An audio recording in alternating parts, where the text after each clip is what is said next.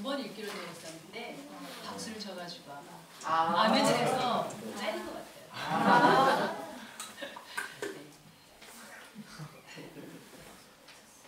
우리 친구들 수학 배우지?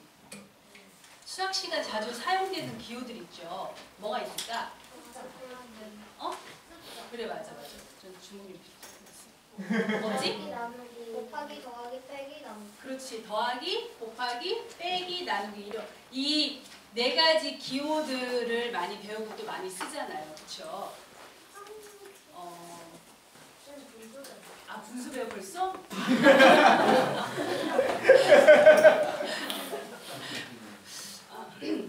그래서 더하고 빼고 또 나누고 곱하면 좋은 것들이 있어요.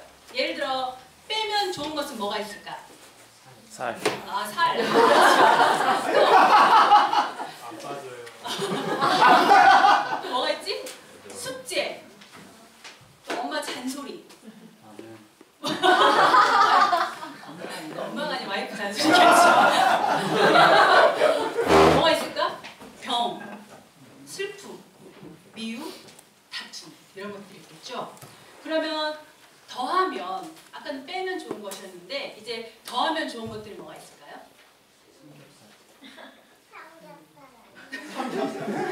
어? 쉬워요.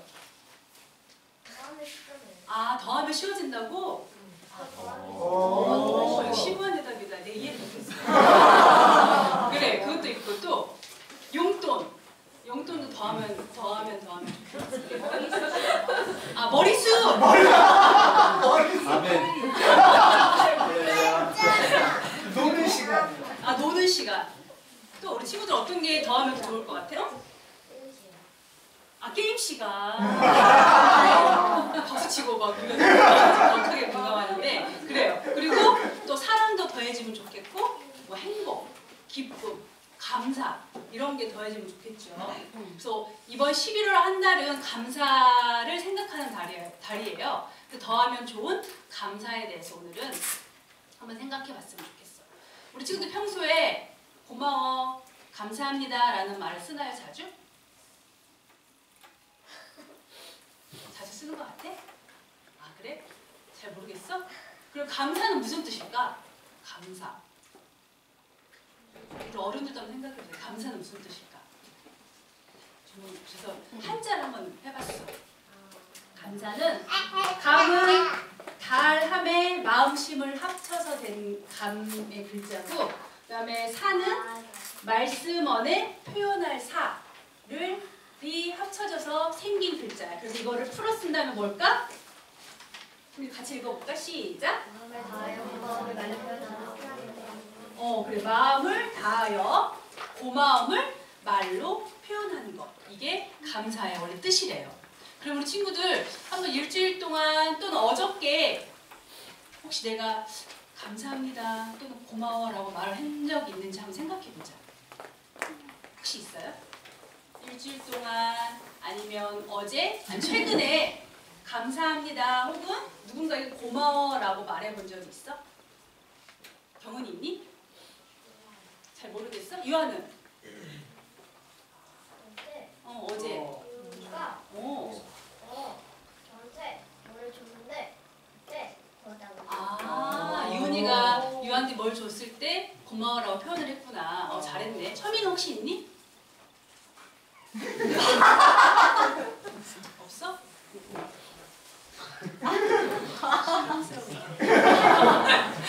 그러면 고마워라고 들어본 적은 있니 친구들? 그럼 키는 언제 들어봤어? 그 고마워라는 얘기를? 고마워. 누군가에게 고마워. 이은이한테 머리 줬을 때 이은이도 저한테. 반대로 유아가 이은이 줬을 때 이은이가 고마워라는 말을 했을 때 그때 기분이 어땠어? 유아는? 좋았어? 경은이는 어때? 고마워라는 말 들어본 적 있어? 혹시 얘기해 줄 수 있어? 까먹었어. 근데 있지? 있지. 그러면 그 고마워라는 말을 들었을 때 기분은 어땠어? 좋았어? 맞아. 처미는? 고마워라고 들어본 적이 있어? 언제 그런 말을 들어봐?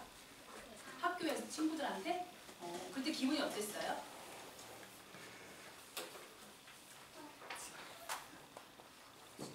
말로 표현할 수 없는 그런 감정들이 이렇게 올라오는 거예요. 말로 표현할 수 없는 어? 그런 부분들이 있어요.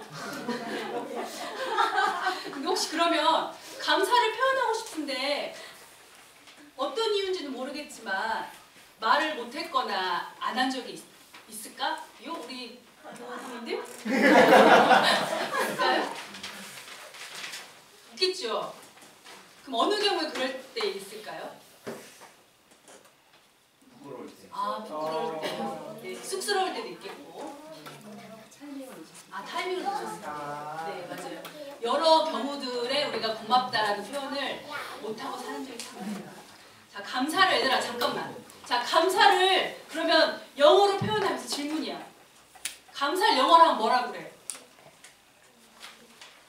유아야, 감사를 영어로 표현하면? 스미마생? 뭐야? 감사를 영어로 표현하면? 그렇지, 땡큐야. 그런데 이 땡큐에는 숨어있는 뜻이 있어요. 뜻보다는 내가 발견한 거야. 이것 때문에 그래 우리가 이렇게 하는구나 하는 거. 그건 바로 유라는 단어. 유라는 단어가 주몽님한테 딱 와닿았어. 도대체 감사와 고맙다는 말에 유가 왜 들어갔을까? 그건 바로 유는 바로 내가 감사하는 누군가, 너가 있다는 그런 뜻을 그래서 유가 들어가는구나. 그냥 대상 없는 게 아니라 정확하게 누군가에게 감사를 표현하는 말로 너 고마워, 너에게 고마워라는 표현을 하는구나 라는 것을 이 땡큐에서 발견을 했어요. 참 놀라운 발견이죠. 우리가 보통 감사해야 해 라고 하면 이렇게 생각하잖아. 그래, 우리 엄마가 어저께 나에게 좋은 장난감을 사주고 내가 원하는 거. 맞아. 그치? 그래서 고마워. 엄마에게 진짜로 고마워. 사줬어요. 사줬어. 그래, 고마웠지. 엄마가 장난감 사주니까 고마웠어. 그치요? 엊그제 슬라임 가지고 그치? 어제는 샀다. 표현을 많이 하시는구나. 아니면 누군가 나에게 경은이는 엄마가 슬라임을 하는 시간을 많이 그래. 경은아 오늘은 게임도 많이 하고 이걸 했을 때 그럴 수 없지만 이렇게 있으면 되게 좋겠지. 되게 좋겠지. 그래, 우리는 뭔가 감사하다 하면 그래, 나한테 이런 걸 해서 고맙고 저래서 고마워. 자꾸 우리는 어떤 감사하는데 이유나 조건을 팍 찾게 되는 것 같아. 주목님이 하고 싶은 거는 그래, 맞아. 누군가 나에게 선의를 베풀었을 때, 좋은 걸 줬을 때 그거를 당연하게 생각하지 않고 그거에 대해서 고마운 마음을 갖는 건 참 중요해. 하지만 더 한 발짝 나가서 그런 어떤 조건이나 이유를 들어서 감사하는 게 아니라 그냥 내가 누군가에게 감사할 수 있는 어떤 대상을 찾아서 감사하는 게 중요할 거라고 생각이 들었어. 오늘 아침에 주목님 모임을 했는데 우리 김전준 사님 이번 주 교통사고를 당했대요. 근데 멀쩡해. 예를 들면 전도사님이 주몽이 전도사님이 저 친구에 대해 감사한 건 뭘까라고 생각해서 걔가 나한테 뭘 해주지? 찌는 거 한 것도 없어. 감사할 게 없잖아. 그쵸? 전도사님 저한테 해주는 게 없으니 감사할 게 없는데 오늘 아침에는 그냥 내 옆에 앉아있는 게 감사한 거야. 교통사고에서 사고에 크게 다치지 않고 죽지 않고 내 옆에 이렇게 살아서 평소와 똑같이 앉아있는 게 감사한 거. 무슨 뜻인지 알겠어? 모르겠지. 그래, 좀 어려운데 생각해봐. 그냥 엄마가 나에게 뭘 좋은 걸 해줘서 감사한 게 아니라 그냥 엄마 자체가 나한테 감사한 거야. 내 엄마여서 감사하고 내 가족은 내 가족이어서 감사하고 내 친구는 나한테 뭔가 해줘서 감사한 게 아니라 그냥 내 친구에게 감사한 거야. 예를 들어 또 들어보면 선생님, 주목님이 유아나 경원이나 첨이에게 감사할 게 있을까? 뭐? 뭐라고? 그래, 맞아. 첨이 잘 말했어. 난 너희들 감사할 게 하나도 없어. 왜냐면 나보다 너희들 말을 너무 많이 해. 진짜 괜찮은 때가 많은데 그냥 너희들 감사하는 거는 유아가, 경원이가, 첨이가 교회에 와준 것. 그래서 우리가 시아학교 할 수 있는 것 그 자체로만 감사하다는 거야. 감사한 거야. 그러니까 뭐 너희들이 뭔가 나한테 큰 걸 해줘서 뭔가를 선물을 주고 감사한 게 아니라 그냥 너희 존재가 이 자리에 앉아있기 때문에 중목님은 너희들에게 감사하는 마음을 갖게 되는 거지. 아멘. 좋았어요. 감사는 바로 이런 거야. 어떤 이유나 조건이 아니라 그냥 내가 누군가에 감사할 대상이 있다는 것 자체만으로도 감사하다는 거지. 우리 하나님께 감사해 본 적 있어? 하나님한테. 눈에도 안 보이잖아. 그리고 내가 직접적으로 하나님 나한테 주는 것도 없는 것 같아. 근데 감사할 마음이 생길까? 감사가 막 저렇게 이렇게 우러나와? 사실 힘들잖아. 왜냐하면 내가 눈에 보이는 것도 아니고 나에게 뭐 이렇게 뭔가 큰 거를 뚝 떨어져 주는 것도 아니고. 근데 우리는 그 하나님이 그냥 항상 나와 함께 있던 어떤 그런 마음 때문만으로도 감사하고 또한 내가 하나님의 자녀다라는 생각만으로도 감사하면 좋을 것 같다는 생각이 들었어. 감사는 나에게 뭔가를 해줘서 감사한 게 아니라 내가 누군가에게 감사할 수 있는 그 자체, 그 존재가 있다는 것만으로도 우리는 감사해야 된다. 우리에게 감사는 그래서 참 중요한 거다라고 오늘 중목님은 너희들에게 말을 하고 싶습니다. 자, 그러면 우리 잠시 눈을 감고 하나님께서 나에게 선물로 주신 나의 가족, 친구, 이웃들을 생각하면서 이 사람들에게 내가 어떤 감사의 표현을 할 수 있을까 한번 우리 잠시 생각해보는 시간을 갖겠습니다.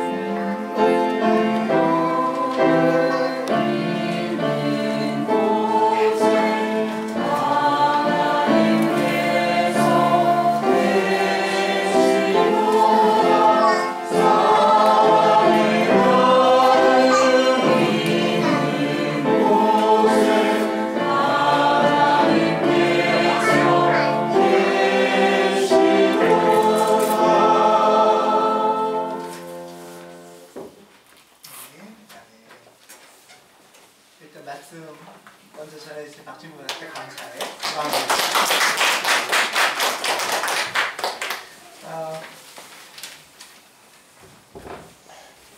우리 누가복음 10장 33절에서 35절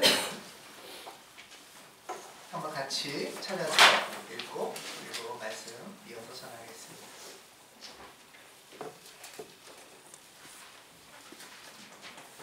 누가복음 10장 33절에서 35절입니다.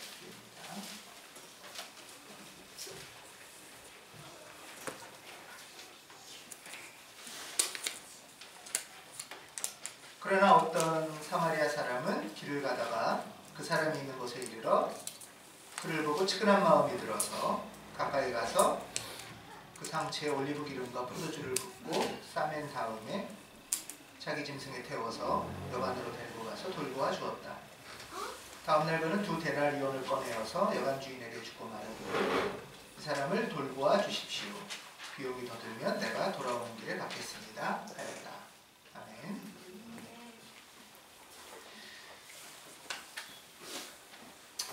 이제 11월이 시작되었습니다. 11월 첫째 주일인데요. 전통적인 교회의 교회력으로는 이제 한 해가 저물어가는 마지막 시간들입니다. 12월부터는 예수님이 오시기를 기다리는 대림절, 그 기다림부터 교회는 새해를 준비하는 그런 마음을 갖습니다. 뭐 교회력으로도 그렇고 이제 가을도 서서히 접어들면서 한 해가 좀 마무리되는 그런 마음들이 있는데요. 어떠세요? 한 해를 마무리한다 이런 생각을 하시면은 벌써 뭐 이런 마음도 들고요. 아직 할 일이 많아서 마무리 겨를도 없으시기도 하고요. 예.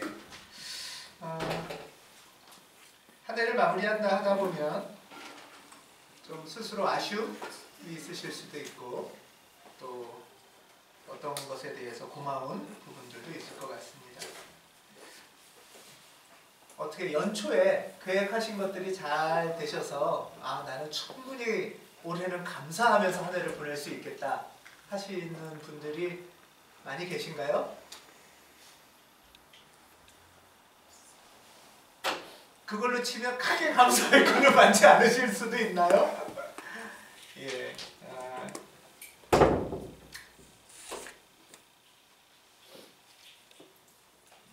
한 해를 마무리하면서 보면은 좀 아쉬움도 있고 부족함도 있는데 교회에서는 전통적으로 뭐라 그럴까요?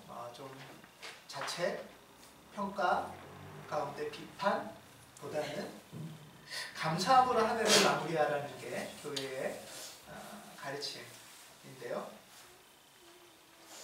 물론 이거는 이렇게 그냥 송년회하고 뭐 스트레스 풀고 싹 잊어버리고 새해 다시 시작하라 뭐 이런 정도의 의미와는 조금 다른 권고가 있습니다.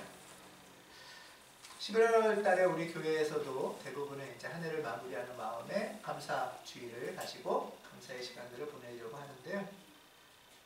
감사주의를 준비하고 11월 달에 감사의 주제를 한번 생각해보자 하면은 어떠세요? 잘 마음에 여러 가지 것들이 떠오르시나요?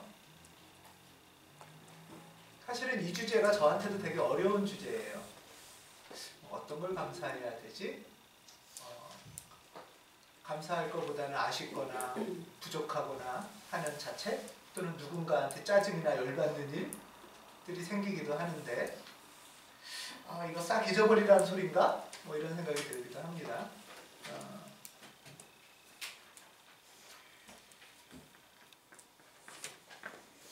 교회에서 권하는 한 해를 마무리하는 감사라는 것은 지나온 나의 한 해의 걸음을 기도하는 마음으로 한번 살펴보자. 하나님의 눈으로 올 1년을 돌아보자. 그 가운데 감사할 것을 찾아보자 라는 제안과 연결될 겁니다. 근데 가장 먼저 우리한테 떠오르는 고민은 뭘 그러면 감사해야 될까 하는 거죠. 뭐 내가 연초에 생각했던 계획이나 예측대로 일이 잘 됐으면 그거는 뭐 당연히 감사할 일이고 기뻐할 일이고 또 축하할 일입니다. 그런데 살다 보면 그렇게 계획대로 뭐 한 서너 가지 또는 5가지 또는 한두 가지라도 계획을 세우고 한 해를 보내는데 마지막에 그렇게 축하하고 기쁘고 감사하게 일의 성과를 얻은 적은 저는 그렇게 많지 않더라고요. 여러분들은 어떠실지 모르겠어요. 한 해 한 해 내 계획대로 예측대로 항상 성과를 얻어서 기쁘고 감사하게 보내셨을지. 성경에서는 계속 감사하라, 감사하자 이렇게 계속 권하잖아요. 그렇죠? 예. 근데 이걸 생각해 보면 오늘도 경은이가 읽은 본문도 감사해라. 이거지 경은아? 주님께 감사해라. 뭐 항상 기뻐해라. 뭐 범사에 감사해라. 감사하라는 얘기를 많이 그렇게 하는 이유는 뭘까요? 성경에서.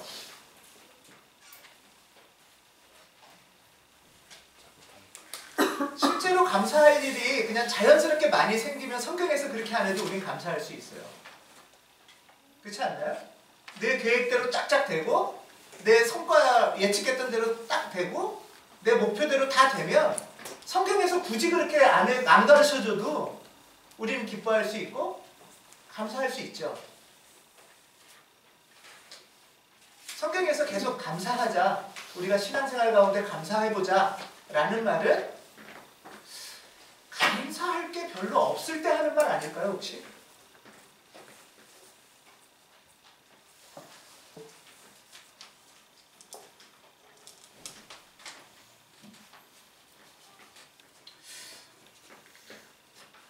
성경에서는 이미 우리의 삶의 여정에 매년 매 순간 자연스럽게 감사할 일이 많지는 않을 수도 있는 게 우리 삶이지 않을까라는 전제가 있는 것 같아요.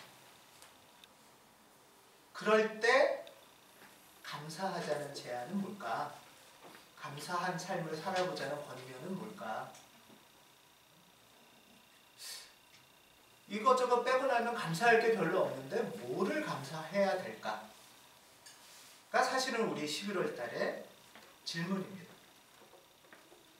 내가 1년을 이렇게 살았는데 특별히 감사할 게 없어. 짜증나고 열받고 화나고 막 이런 것들은 많지만 그런 한 해 가운데 그냥 그렇게 한 해를 그렇게 평가하면서 보낼지 아니면 그 여정 속에 하나님의 눈으로 무엇을 발견할 수 있을지 기도하고 물어보는 달이 감사의 달입니다.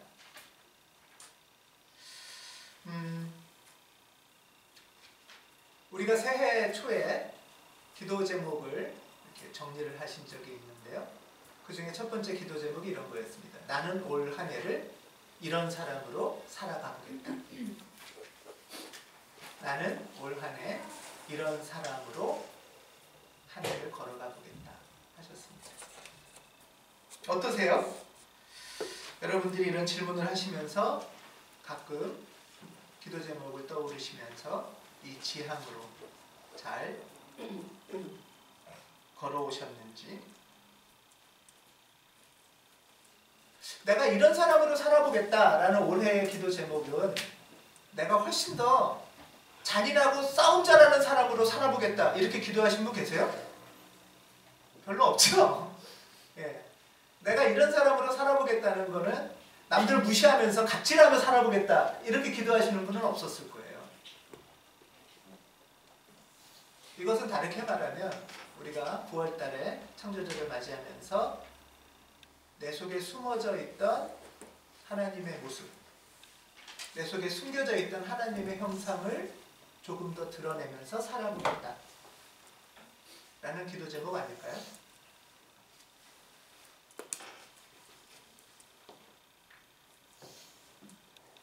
우리가 평소에 살 때는 이런저런 일들에 분주하고 바쁘고 또 해야 될 일들도 많고 감정도 치이고 관계도 치이면서 힘들게 살지만 그래서 사실 내 속에 하나님다운 모습이 있다는 걸 잊고 살기도 하지만 우리 속에는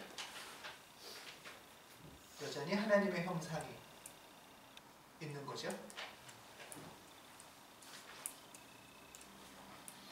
이렇게 우리의 모습 속에 숨어있는 하나님의 형상을 잃지 않고 자꾸 주목하면서 살아보겠다라고 우리가 연초에 기도하고 서로 격려하면서 이 걸음을 걸어오겠습니다. 그게 때로는 어떤 사건에 의해서 잊혀지기도 하고 때로는 다른 화와 성질과 분노로 분통 터짐으로 흐트러지기도 하지만 그럼에도 불구하고 내 속에 있는 하나님의 형상을 기억하고 주목하는 걸음들, 아마 한 해 동안 그 걸음을 애써 오셨을 거라고 생각합니다.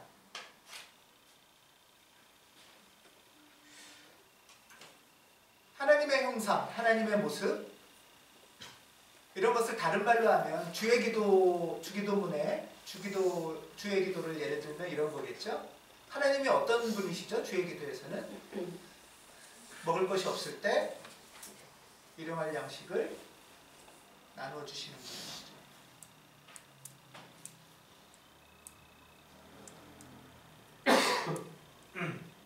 나에게 잘못한 사람을 용서해 주는 모습이시죠. 내가 사실은 많이 인색하고 옹졸하고 쫀쫀하지만 그래서 하나님 형상 없는 것처럼 살다가도 그러지 말자. 하는 순간들이 있지 않으셨어요? 같이 나눠 먹고 살아야지. 또 나한테 잘못한 사람 때문에 열받고 내 그놈을 확 그냥 때려 죽여 막 이런 마음이 들다가도 나까지 그러진 말자 하는 마음이 드는 순간들. 우리 지난 한 해의 걸음 중에 우리 가운데 있지 않았을까 하는 생각을 해봅니다. 이런 모습이 우리 속에 숨어있는 하나님의 모습이겠죠.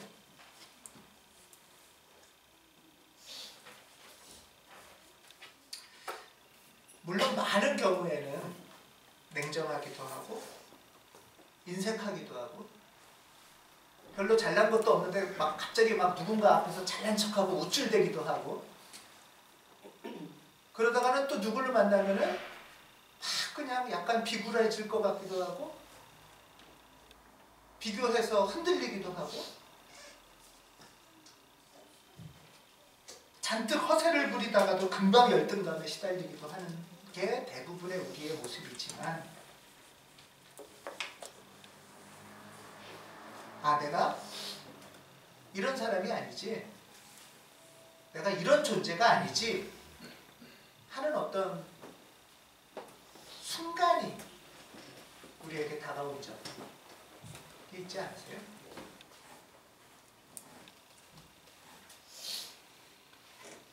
그래서 그 순간이 우리에게 은총의 순간이 되는 것입니다. 그 순간이 하나님이 나와 동행하셨음을 발견하는 순간이고 그 순간이 감사의 순간이 되는 거죠. 우리가 경청 모임이라는 모임을 하는데요. 이 경청 모임에선 사실 이런 순간을 어떻게 우리가 좀 더 주목할 수 있고 그 순간을 놓치지 않을까와 관련됩니다. 대부분의 시간들은, 대부분의 관계는 사실은 나는 그렇게 살고 싶지 않은데도 비틀거리고 흔들리고 그래 네가 나한테 그렇게 하면 나는 너를 2배로, 3배로, 10배로 갚아주며 살고 싶다는 마음이 막 들다가도 어느 한순간 그러지 말자.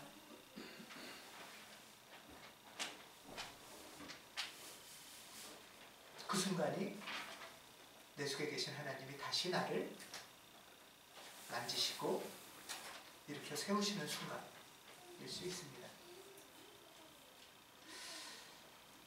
오늘 본문은 선한 사마리아인 이야기입니다. 아주 유명한 이야기죠. 한 유대인이 이제 예루살렘에서 여리고로 지나가다가 강도를 만납니다. 강도를 만나서 옷도 뺏기고 두들겨 맞아서 거의 죽기 직전에 길바닥에 버려지는 사건입니다. 근데 그때 한 사마리아인이 그 길을 우연히 지나가다가 강도 만난 사람을 발견하게 되고 그 사람에게 상처를 치료해주고 자기가 타던 나귀에다가 태워서 여관에 재우고 좀 돌봐주십시오 부탁하고 하는 일이 일어나는 이야기입니다. 이 사마리아 사람을 보면은 어떠세요? 하나님의 모습이 이렇게 막 야 대단하다 이런 마음 들지 않으세요? 예.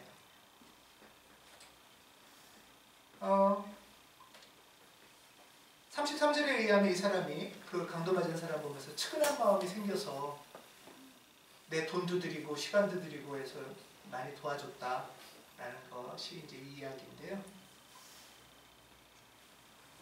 근데 이 이야기를 우리가 잘 아는 이 이야기를 민중신학자인 서남동 선생이나 문익환 목사님은 조금 다르게 보기 시작을 했어요.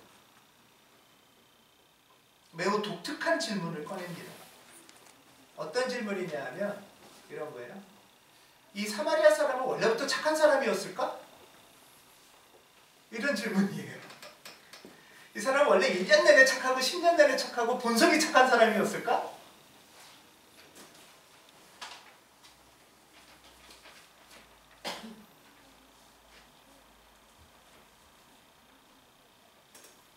또 그 강도 맞은 사람을 지나갔던 레위인이나 제사장은 원래 본성이 나쁜 사람이고 평생 나쁜 짓만 하던 사람일까?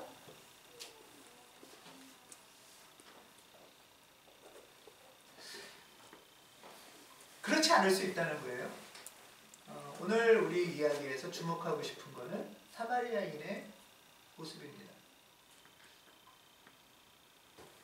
어쩌면 이 사마리아인도 평소에 1년 내내 욕심 사납고 성질 맘대로 부리고 이기적이고 옹졸하고 내 일 안 되는 건 다 유대인들 탓이라고 인종차별하고, 예를 들면 내 경제 지금 먹고 살기 힘든 거는 다 뭐 외국인들이나 뭐 누구 때문이고, 직장 승진 안 되는 건 여자가 막 공부 많이 해서 그렇고, 뭐 하여튼 이런 식으로 늘 막 열받고 짜증나고 힘들고 어디 누구 하나 걸리기만 해봐라 이러면서 살던 사람일 수도 있다는 거예요.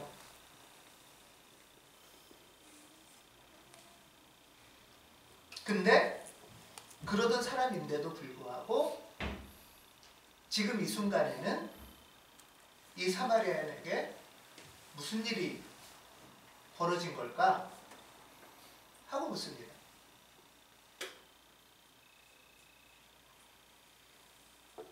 길거리에 강도 맞아 죽어가는 유대인을 보면서 이 사람 마음이 어떻게 됐다고요? 측은한 마음이 갑자기 생겼다는 거예요. 원래 아주 못됐고 이기적이고 속적던 사람에게 측은한 마음이 생겼다는 것은 일종의 기적인 거죠.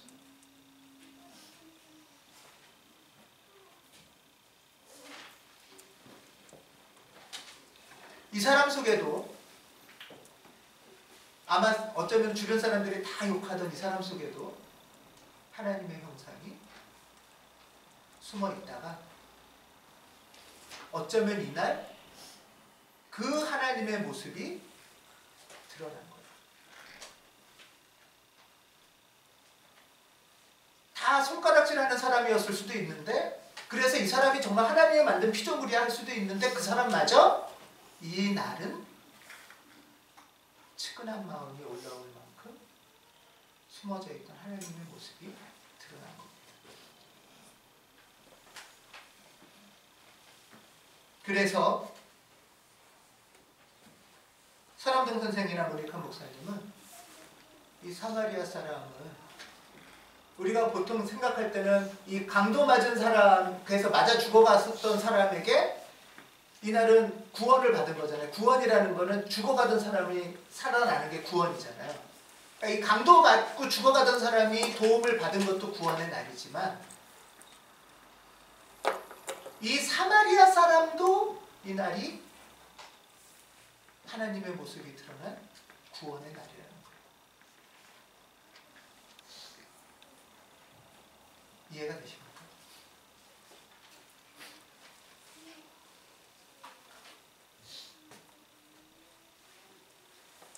우리 속에 숨어져 있던 하나님의 모습, 그게 있긴 한 것처럼 이리저리 살아갈 수밖에 없는 삶의 세파 속에서 어느 사태 속에 하나님의 얼굴이 드러난 순간.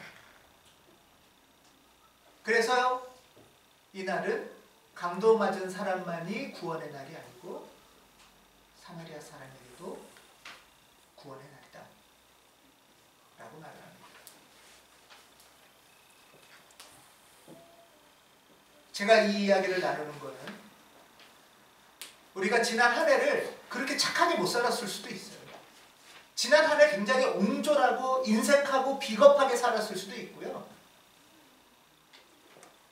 이기적이고 그렇게 착하지 못하게 살았을 수도 있지만, 그럼에도 불구하고 내 속에 하나님의 형상이 드러나는 순간이 있었을 거라는 거예요. 그리고 그 순간은 아주 짧은 순간일 것 같지만 하나님이 함께 하셨던 기적의 순간이고 구원의 순간이고, 그래서 그것이 우리를 구원케 하는 감사의 시간이 될 수도 있다는 겁니다.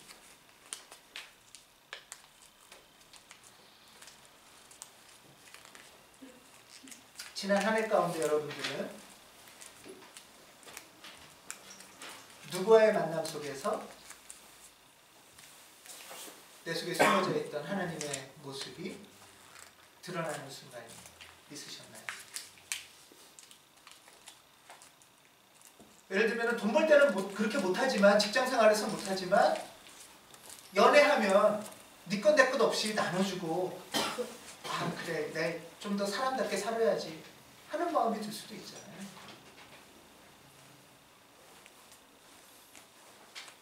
악착같이 살다가도 아픈 사람을 보면 아 내가 원래 이렇게 좁은 사람은 아니었지 하면서 그 아픈 사람 덕분에 나도 하나님의 사람으로 다시 거듭나는 순간들도 있다는 겁니다.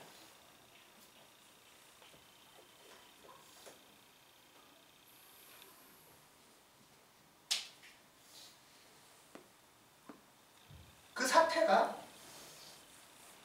내가 여전히 하나님의 사람임을 기억하고 하나님의 구원을 만나는 시간입니다.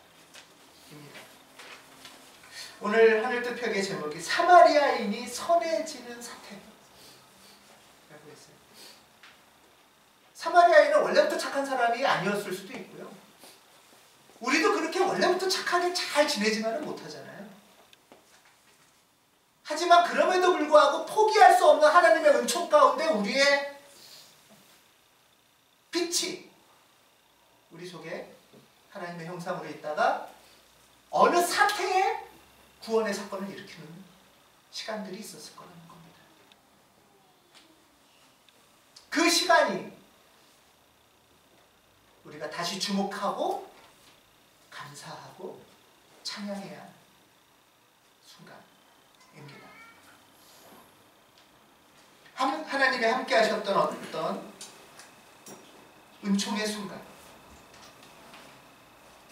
때로는 어떤 아픔을 겪는 분을 만났을 때 내 속에 하나님의 모습이 드러났을 수도 있습니다.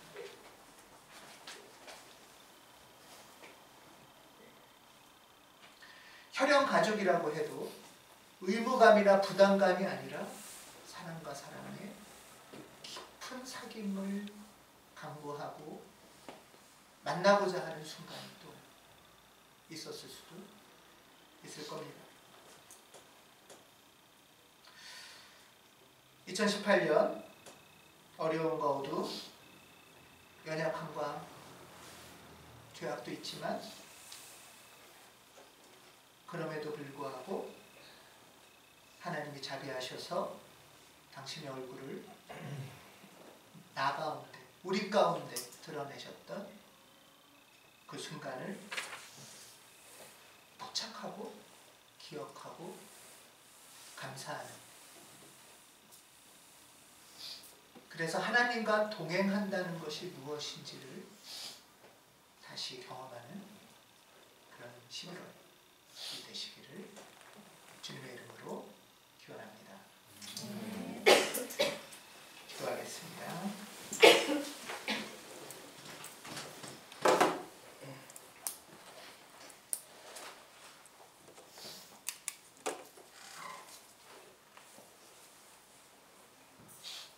많은 어려움과 어둠 속에서도 당신이 우리에게 자비를 베푸시고 비추셔서 어둠을 뚫고 빛이 어둠을 이기는 순간순간들이 우리의 2018년 걸음 가운데 있었습니다. 그것들을 한낱 가벼운 것으로 여기지 않게 당신의 은총과 동행이 무엇인지 주목하고 포착하고 묵상하는 그리하여 깊이 감사를 깨달아고 하는 11월달이 되도록 성령께서 인도하여 주시옵소서. 주 예수 그리스도의 이름으로 기도합니다. 아멘.